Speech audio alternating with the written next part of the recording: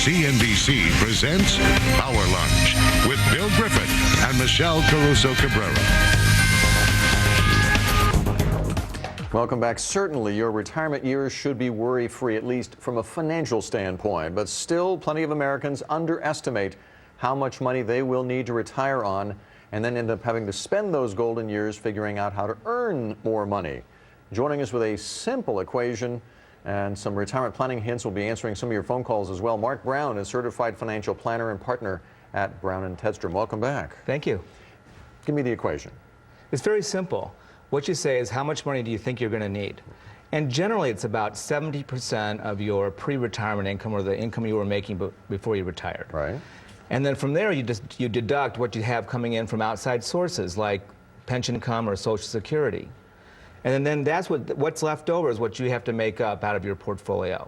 So if you multiply that then by 25, which assumes a 4% withdrawal rate, that'll give you the number that you need. So, and to derive $1,000 in monthly income, you need roughly $300,000 in assets for each of those $1,000. Correct. Whether you're earning it yourself through your job, or whether you're taking it out of your portfolio. That's correct.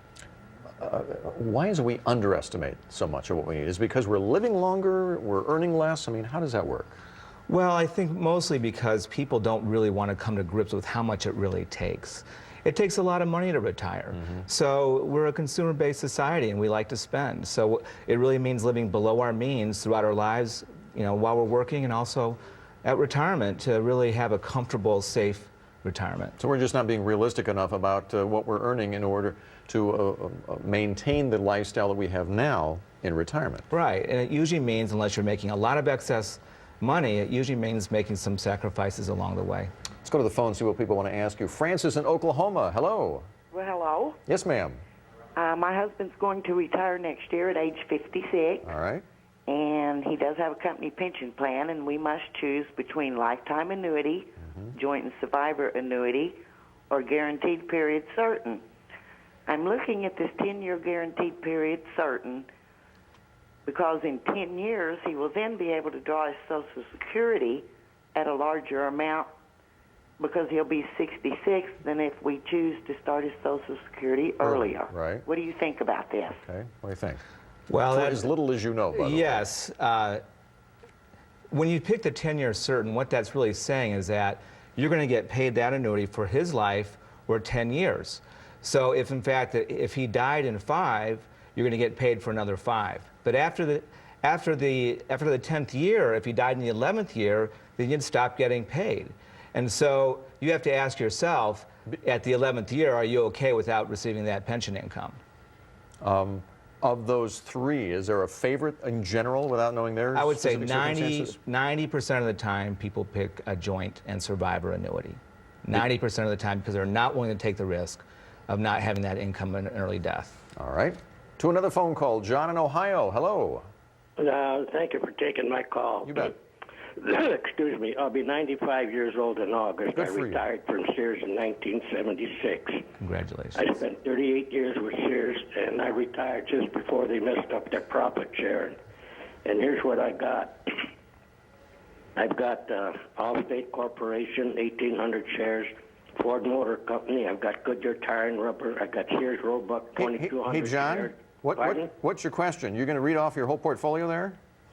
Yeah, to see what I'm doing.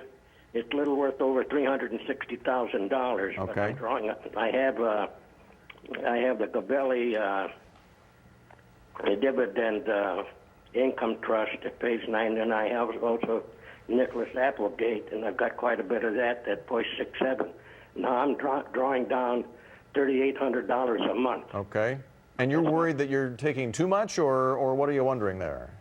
Well, I also have a portfolio for my grandson. He's a junior at Eastern Michigan. Right. There's $65,000, but that's a custodian account that either me or my National City Bank, my advisor, asks me. Then he draws the money for me and sends it to him. Yeah. And are you sleeping nights there, John? Are you sleeping okay? Well, I play golf 4 times a week. I have to sleep. What's the problem? Well, For as little as we know, I mean, for somebody who's going to be 95 years old, he does sound like he's got worried. enough money in the bank there, but he is worried that he's going to outlive his money. Well, right? I mean, that just goes to show you that no matter how healthy you are, or how old you are, that's people's number one worry is running out of money. Now, if you think John's at 95, he's probably got another 15 years worth of $3,800 a month in his $300,000 portfolio, so he's fine. John, you're fine. But that is a number one concern. I hear it every day. Especially if you're shooting your age in golf, John. Life is rich, I'm sure, at that point. And thank you very much for your calls on that. Always good to see you. Thanks very much, Mark. Thank you. Mark Brown, certified financial planner and partner at Brown and Tedstrom, joining us today to answer your questions.